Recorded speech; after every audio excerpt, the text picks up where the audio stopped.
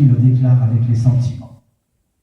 Et l'autre groupe, c'est des gens que Allah subhanahu wa ta'ala a guidés, mais leur compréhension de l'islam est un peu dure, et leur pratique, et c'est de l'extrême.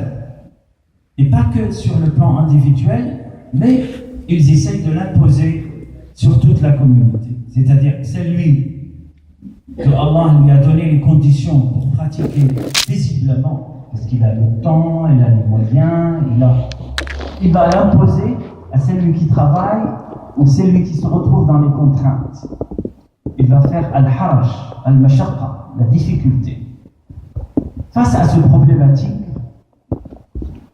le musulman doit faire une recherche et surtout voir la pratique, voir qu'est-ce que le prophète sallallahu alayhi wa sallam, quelle est la méthode prophétique, comment il a enseigné le prophète sallallahu alayhi wa sallam à ses compagnons.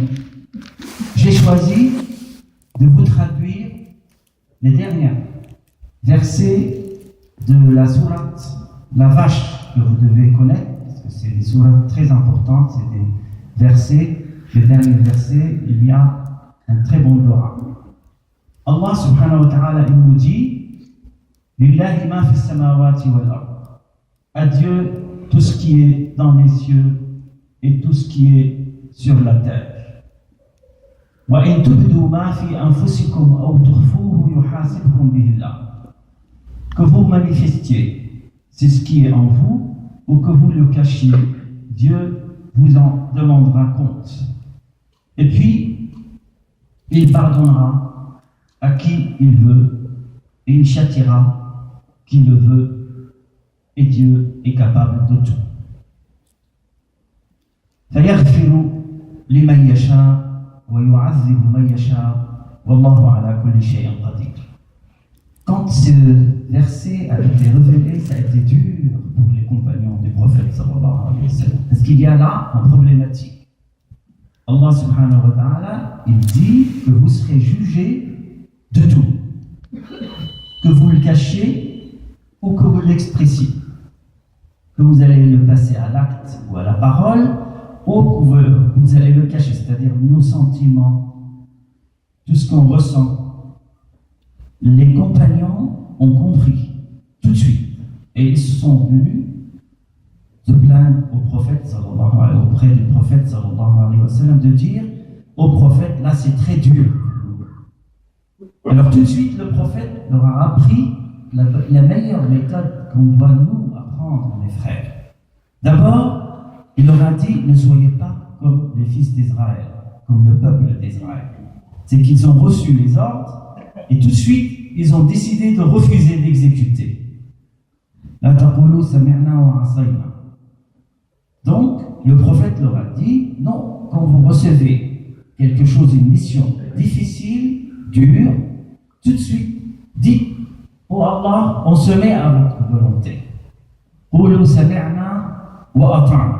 D'abord, donc, il faut manifester, d'abord, le témoignage de la solution à Allah subhanahu wa ta'ala. Le témoignage de faire comprendre que Allah ne cherche pas à nous imposer des contraintes, ne cherche pas à nous rendre la vie difficile. Et c'est extrêmement important. Et après, c'est de faire le dua pour Allah, pour qu'il puisse nous assouplir un petit peu ses missions. Quand les Sahaba ont appris ça, et ont dit, on se met à la volonté d'Allah subhanahu wa ta'ala, Allah a révélé la deuxième partie de ces versets extrêmement importants que la sourate La Vache termine. C'est la plus grande sourate dans le Coran. آمن الرسول بما أنزل إليه من ربه والمؤمنون كل آمن بالله وملائكته وكتبه ورسله لا نفرق بين أحد من رسله وقالوا سمعنا وأطعنا غفرانك ربنا وإليك المصير لا يكلف الله نفسا إلا وسعها. Voilà la réponse divine. Allah n'impose à aucune âme une charge supérieure à sa capacité. Elle sera récompensée du bien qu'elle aura fait, punie du mal qu'elle aura fait. ربنا لا تؤاخذنا إن نسينا أو أخطأنا, c'est le dua. Seigneur, ne nous châtie pas s'il nous arrive d'oublier ou de commettre une erreur. Voilà mes frères, donc finalement entre ces deux groupes, on doit se situer dans le milieu juste. C'est-à-dire même si un jour on reçoit de l'ordre ou on comprend une obligation dans la religion, on doit s'investir d'abord pour manifester notre soumission à la volonté divine, à Allah subhanahu wa ta'ala, et puis de chercher toujours la meilleure façon pour l'exécuter.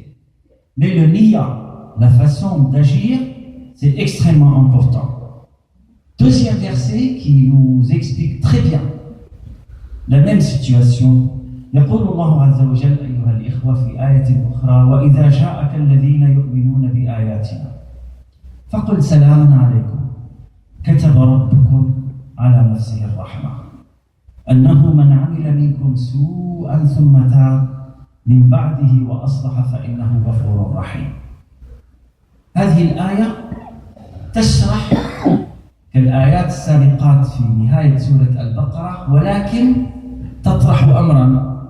طيب إذا أنا لم أستطع أن أقوم بما أمرني رب العالمين وأخطأت وعرج بي الشيطان عن طريق الحق، ماذا أفعل؟ هل أترك طريق الحق ثم أبقى في طريق الضلالة أم أن هناك طريقا للتوبة؟ فأتت هذه الآية أيها الإخوة بقوله تعالى كتب ربكم على نفسه الرحمة، أي أن الله سبحانه وتعالى الرحيم قد